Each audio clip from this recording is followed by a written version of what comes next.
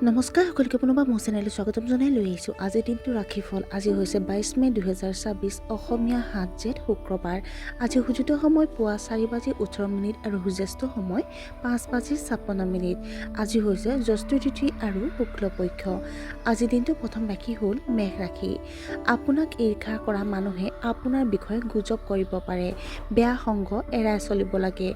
পৰিয়ালৰ কোনো সদস্যৰ স্বাস্থ্যৰ অৱনতি ঘটিব পাৰে। সম্পত্তি সন্দৰ্ভত কিছু সমস্যা হ'ব পাৰে। আপোনাৰ ৰোমান্টিক সংগীৰ লগত মতানৈক্যৰ সৃষ্টি হ'ব পাৰে। বতৰৰ বাবে স্বাস্থ্যৰ উঠানমা হোৱাৰ সম্ভাৱনা আছে। বৃষ ৰাশি। আপুনি আপোনাৰ পেছাদাৰী ক্ষেত্ৰখনত যথেষ্ট সক্ৰিয় হৈ থাকিব। আপুনি হয়তো ধৰ্মীয় যাত্ৰাত যাব পাৰে।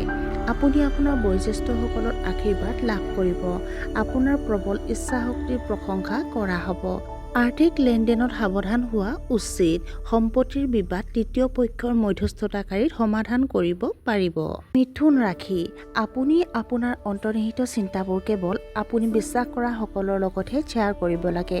নেতিবাচক চিন্তাই আপোনাৰ মনত শিপাই যাব পাৰে।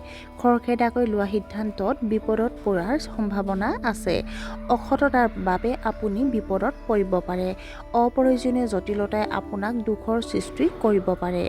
আপোনাৰ পাৰিবাৰিক জীৱনটো হয়তো উত্তেজনাৰ উৎস হ'ব পাৰে। কৰ্কট ৰাশি। ব্যৱসায়ত আপুনি আকাংক্ষিত ফলাফল পাব। আয় আৰু ব্যয়ৰ মাজত ভাৰসাম্য ৰক্ষা কৰা হ'ব। আপোনাৰ ব্যক্তিত্বত মানুহ আপ্লুত হ'ব। আন কিছুমানে নিজৰ ব্যক্তিগত চিন্তা আপোনাৰ লগত শ্বেয়াৰ কৰিব। সকলো কাম সময়মতে সম্পূৰ্ণ হ'ব। চিকিৎসাত পেছাদাৰীসকলৰ বাবে দিনটো অতি উত্তম। সিংহ ৰাশি। আপুনি নতুন আৰু ভাল কিবা এটা শিকিবলৈ চেষ্টা কৰিব। কৰ্মক্ষেত্ৰত আভ্যন্তৰীণ ৰাজনীতিৰ সন্মুখীন হ'বলগীয়া হ'ব পাৰে। আপোনাৰ ল'ৰা-ছোৱালীৰ মন পঢ়া-শুনাৰ পৰা বিচলিত হ'ব পাৰে। ধৰ্মীয় আৰু আধ্যাত্মিক কাম-কাজৰ প্ৰতি আপোনাৰ প্ৰৱণতা কম অনুভৱ কৰিব। ঘৰৰ ভিতৰৰ অনুশাসন বজাই ৰাখক। বিশ্বাসযোগ্য ব্যক্তিয়ে আপোনাক বিশ্বাসঘাতকতা কৰিব পাৰে। কন্যা ৰাশি। আজি আপুনি যথেষ্ট ব্যস্ত হৈ পৰিব। আপোনাৰ আৰ্থিক লাভে আপোনাৰ চিন্তা লাঘৱ কৰাত সহায় কৰিব। বৰ্তমান চাকৰি বিচাৰি থকা যুৱক-যুৱতীসকলে হয়তো সফলতা লাভ কৰিব। আপুনি আপোনাৰ ব্যৱসায় সৃষ্টিশীল পদ্ধতিৰ সৈতে পৰীক্ষা-নিৰীক্ষা কৰিব পাৰে। গোপনীয় কথাবোৰ শ্বেয়াৰ কৰাটো এৰক, কিয়নো তেনে কৰিলে আপোনাৰ সুনামত বিৰূপ প্ৰভাৱ পৰিব পাৰে। তুলা ৰাশি। আপুনি নতুন প্ৰকল্প আৰম্ভ কৰিব পাৰে। আপোনাৰ ব্যক্তিগত সম্পৰ্কবোৰ মজবুত হ'ব। অবিবাহিত ব্যক্তিৰ বিবাহৰ প্ৰস্তাৱ চূড়ান্ত হ'ব পাৰে। সৰু সৰু সফলতাবোৰ আপুনি ভালদৰে উপভোগ কৰিব। আপোনাৰ অধীনস্থ কৰ্মচাৰীৰ জৰিয়তে আপুনি উৎকৃষ্ট ফলাফল লাভ কৰিব। বৃশ্চিক ৰাশি। আপোনাৰ ঘৰত ধৰ্মীয় পৰিৱেশৰ সৃষ্টি হ'ব পাৰে। কোনো বিশেষ ব্যক্তিৰ সমালোচনাই আৱেগিক অশান্তিৰ সৃষ্টি কৰিব পাৰে। সহকৰ্মীসকলৰ সৈতে আন্তৰিক সম্পৰ্ক বজাই ৰাখক। মহিলা স্থানীয় লোকে কেৰিয়াৰ প্লেনিং কৰিব পাৰে। ভৱিষ্যতৰ পৰিকল্পনাও কৰিব পাৰে।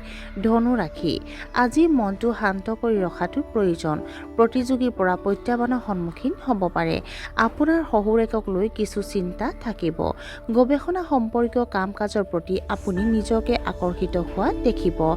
আপুনি হয়তো কিছুমান আধ্যাত্মিক মুহূৰ্তৰ অভিজ্ঞতা লাভ কৰিব পাৰে।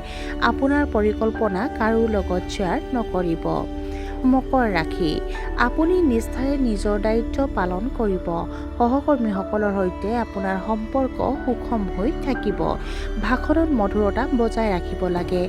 ৰাজনীতিৰ লগত জড়িতসকলে হয়তো উচ্চ পদবী লাভ কৰিব পাৰে। ছ'চিয়েল মিডিয়াত আপুনি যথেষ্ট সক্ৰিয় হৈ থাকিব। আপুনি হয়তো নতুন কৰ্মসংস্থাপনৰ সুযোগ পাব পাৰে। কুম্ভ ৰাশি। আপোনাৰ বাকী থকা কামবোৰ সফলতাৰে সম্পূৰ্ণ হ'ব। অতীতৰ ভুলৰ পৰা শিকিবলৈ চেষ্টা কৰা উচিত। অনলাইন শ্বপিঙৰ বাবে যথেষ্ট পৰিমাণৰ ধন খৰচ হ'ব পাৰে।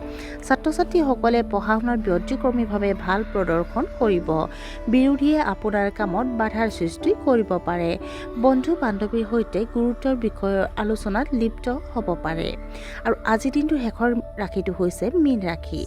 চৰকাৰী আঁচনিৰ পৰা আপুনি সুবিধা লাভ কৰিব। আপোনাৰ ব্যক্তিগত ব্যৱসায়ত কৰ্মৰ চাপ বৃদ্ধি পাব। ফলাফল আপোনাৰ প্ৰচেষ্টাৰ লগত মিল নাথাকিলে আপুনি অসন্তুষ্টি অনুভৱ কৰিব পাৰে। আপোনাৰ শিশুৰ স্বাস্থ্যৰ কিছু অৱনতি ঘটিব পাৰে। শহুৰেকৰ লগত সম্পৰ্ক সুষম হ'ব। অলপ দূৰত্বৰ যাত্ৰা সম্ভৱ হৈ উঠিব। আৰু আজিৰ দিনটো ৰাখিব নিমন্তে অন্ত পৰিছে আশা কৰোঁ আপোনালোক প্ৰত্যেকৰে আজিৰ দিনটো সুন্দৰ হওক ধন্যবাদ।